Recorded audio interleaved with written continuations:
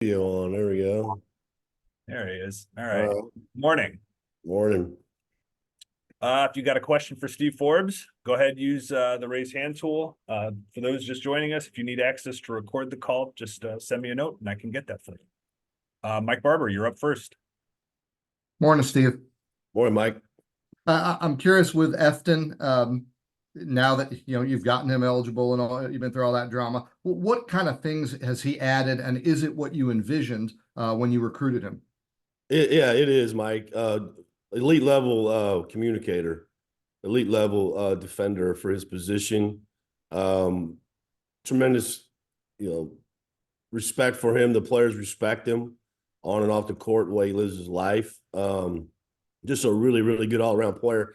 Doesn't have to have the ball every possession on offense. And as you know, we got some guards that'll put the ball up.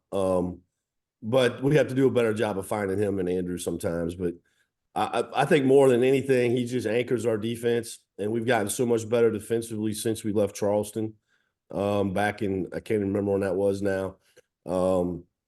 He just makes a big difference around the basket. He's just an imposing individual, but he's as good a person as he is a player, and it's fun to coach him. And you got to remember this. He won the position from June to whenever right before we played Rutgers. He was the guy. He just wasn't able to play, and so it wasn't like our guys didn't know. I mean, they wanted him in there, and so that helped. The only time, he practiced every day except when we played. And so he's been a tremendous addition to our team. When you take a transfer, obviously you do your research. You're hoping to get a high character guy. You don't really know though till you get him. How pleased, anxious, whatever were you in terms of how he handled his situation of having to sit out and how he dealt with all that? Shocking how well he handled it. I mean, him, his mother, Maria, nobody could handle it better than they did. There was no whining, poor me, none of that. He just went about his business. And I really truthfully made it easier on me because I didn't have to.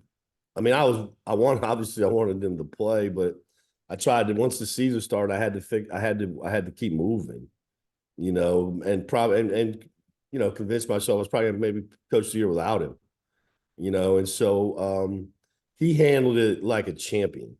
And I think that's a reflection back on what type of person that he is. I didn't know him. I didn't recruit him out of high school.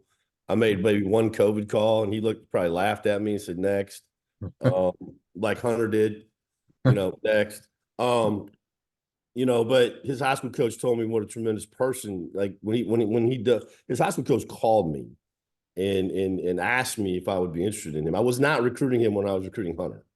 Okay. I had already been down the road deep with Hunter. I'd been to Spokane. I hadn't even met with Efton when I went to Spokane. Okay. And he didn't visit till after Hunter came in, and so when I had this hour-long conversation with his high school coach, and he from there in Richmond, and the things he told me about him, I just knew this was the right place for him, and then after talking to him and his mother, I talked to Maria probably for an hour on the phone one night, and I don't typically do that. I was like, wow, and then when they came on campus, I knew this was the right place. Awesome. Thank you, Steve. Yep. We'll go next to Brett Friedlander. Go ahead, Brett. Hi, Steve. Hope you're doing well this morning, and I hope Janetta's continue to make really good progress. Thank you. So when Florida State got kept out of the football playoff, the committee made a point to say that one of the reasoning was that they were a different team without their star player. Yeah. Your team is kind of the opposite. You played the first 7 games without a star player. How do you think the committee should look at those 7 games when we get to March, and how do you think they might? I hadn't really thought about it, Brett. It's a good question. You talking about with Efton not playing? Yeah. Still don't have the team now, right? I mean, I don't have Damari Monsanto either, guys. I mean, he led to the ACC in threes, and so I think you got to look at it, to be honest with you. I mean, it's not how you this is part of the problem with how we go about doing this. We put all this emphasis on November, but All right, it's how you're playing at the end. I mean, the tournament's not in November; it's in March. Last time I checked, and so if we're still playing well, which we hope that we are, then I think you have to. I mean, it just wouldn't be right if you didn't. You know, to look at our team and go, I'm not saying we would have beat Georgia or Utah or LSU. I don't know, but we'd have had a lot better chance, and I think the numbers are proving it out. Now, come on, man. We got 17 league games left. I mean, a lot can happen. But I do think I don't know if there's a precedent for that, Brett. You'd have to ask the bracketologists, what do you call those guys? Bracketologists. I think that's pretty accurate. Proctologist. Yeah, you'd have to ask those guys about that. I don't know how that works. But I would hope there'd be some common sense, the eye test, whatever you want to call it, in that room when you get around to doing that. Thanks a lot. I appreciate it, and have a good week. We'll go to Cam Lemons DeBro.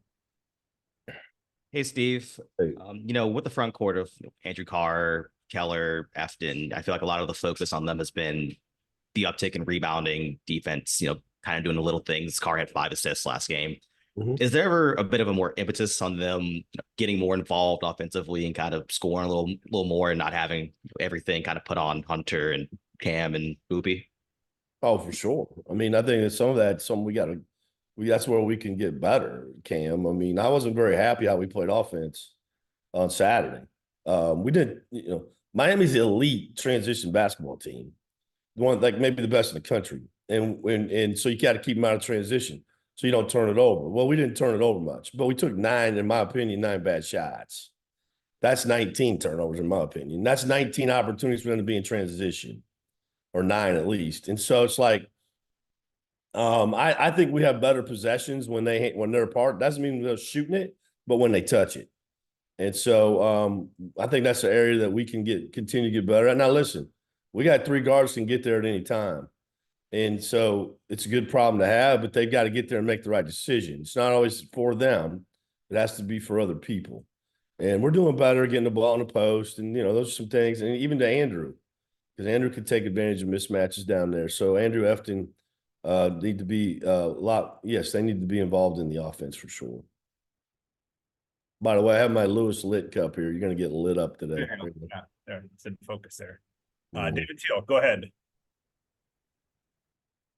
Steve, you're all awfully picky about an offense that ranks so high in metrics and has 4 guys averaging 14 a game. But, 6 games in a row of over 80 points. Overall, I'm guessing you are happy with how you're playing offense. Oh, for sure, David. I mean, as a coach, you want to try to continue to get better. I've always believed that each practice, each day, each week to week, you're either getting better or getting worse, and we've always been able to score the ball. I knew that going into the season. I said that. And that's why coming out of Charleston, David, we had to get better defensively. It wasn't that we could score. We're going to score points. And yeah, I'm pleased. I think we're very unselfish for the most part. I think it's just, we have a lot of different ways we can score. And so we have to keep everybody involved in that. Even Parker can come in the game and stretch it, defend, he can make shots. And if at some point DeMario ever comes back, then, I mean, you talk about having some driving lanes now. I mean, they'll be standing out there face guarding him. And so, yeah, we're a good offensive team, but we have been pretty much since we've been here, except my first year, which didn't count in my opinion. But, I think that I think we are in a good place right now offensively. And then just a real quick follow-up on Efton. You mentioned talking for so long to his high school coach and that he had reached out to you. Did you guys have a previous relationship? No, Richard Sander, Dr. Sander? Yeah, of course. He hired me at East Tennessee State.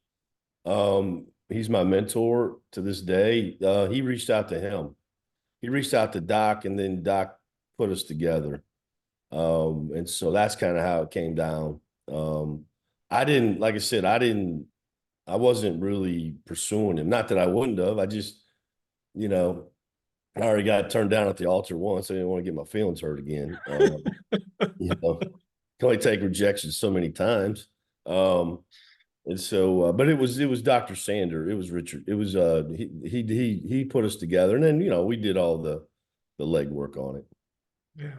You're in the wrong business if you can't handle rejection. Yeah, well, trust me. I asked my wife about that. Yeah.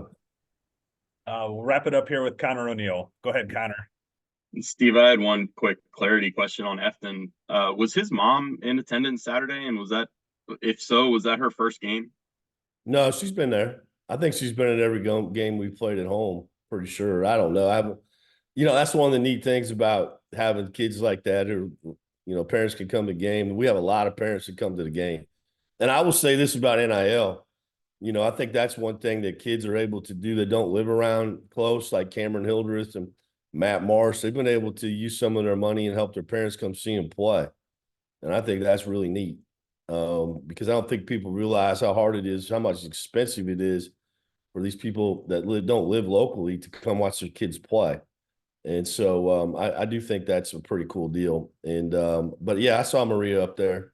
She was cheering. The 4 Reed jersey is what tipped me off, and I hadn't noticed that yet. So Yeah. thanks. That don't surprise me.